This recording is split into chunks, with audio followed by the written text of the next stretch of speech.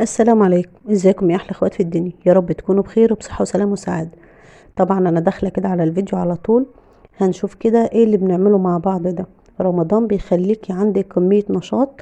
لو انتي كسوله وبتكسلي او تعبانه او مش قادره، بجد بجد ممكن تسهري علشان تعملي الوصفه اللي انتي عايزاها علشان تنزليها لحبايبك كده.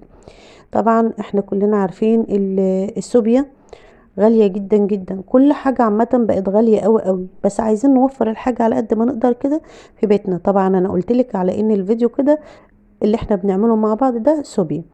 هنعملها بطريقة جميلة جدا جدا واقتصادية، يعني تعتبر بصي كلمة اقتصادية دي عايزين نشيلها خالص، لان الحاجة اللي بنقول عليها النهاردة اقتصادية تاني يوم بتيجي تبص تلاقيها ولعت نار ورفعت قوي قوي.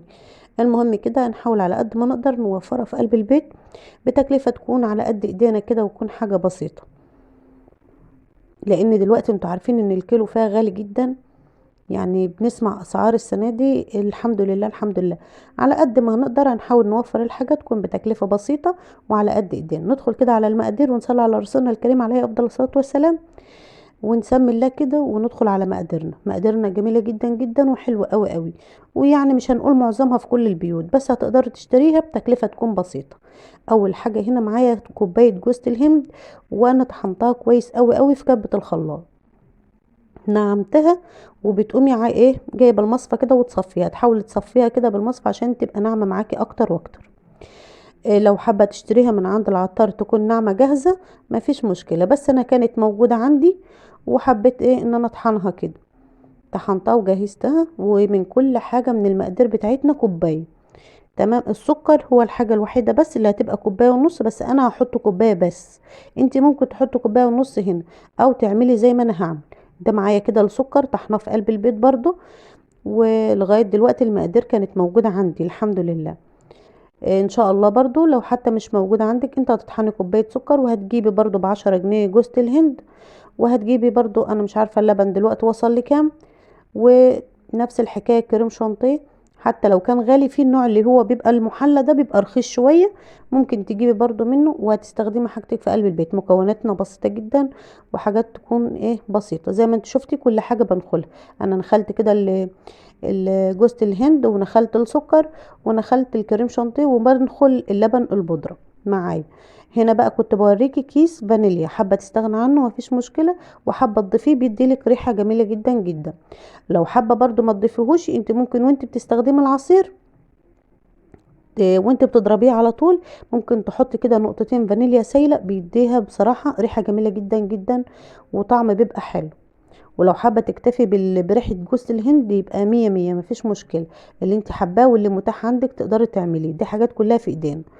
هنا بقى الخليط اللي معايا جميل جدا جدا وكويس قوي، وعمل معايا كميه حلوه قوي، وعلى حسب الكوبايه بتاعتك حجمها قد ايه. هنا نزلت بكده بلبن بس، لبن. ونزلت كده اللبن على كل كوبايه لبن بتبقى معلقه من البودره اللي احنا عملناها دي، بودره السوبيا اللي احنا عملناها. زي ما انتم شايفين كده انا حبيت ان انا اعملها معاكم. وبصي الفوم اللي انا عملته ده، الكوبايه دي انا عملتها بالليل طبعا، فما حبيتش ان انا اضرب كتير علشان كانوا نايمين. انت لو ضربت اكتر من كده هيعمل معاكي فوم اكتر من كده. وصدقيني الفوم اللي اتعمل من الكريم شانتيه ده فضل لغايه الصبح.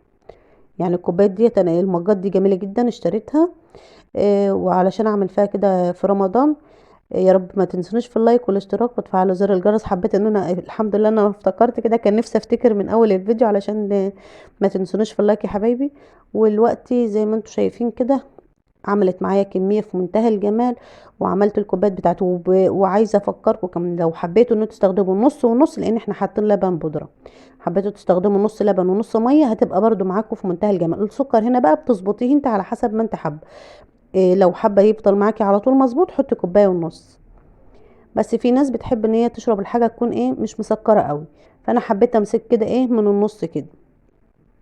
يا رب ما تنسونوش في اللايك والاشتراك وتفعلوا زر الجرس. يا رب الجمال ده يعجبكم وكده يستاهل منكم لايك تحطوه وكومنت حلو منكم تفتكروني بيه. ويا رب كده الفيديو يبقى خفيف ولطيف عليكم ويفيدكم او نستفاد كلنا من بعض. احنا بنحاول على قد ما نقدر نعمل حاجات بسيطة في قلب بيتنا. واشوفكم في رعاية الله وفي حفظه في امان.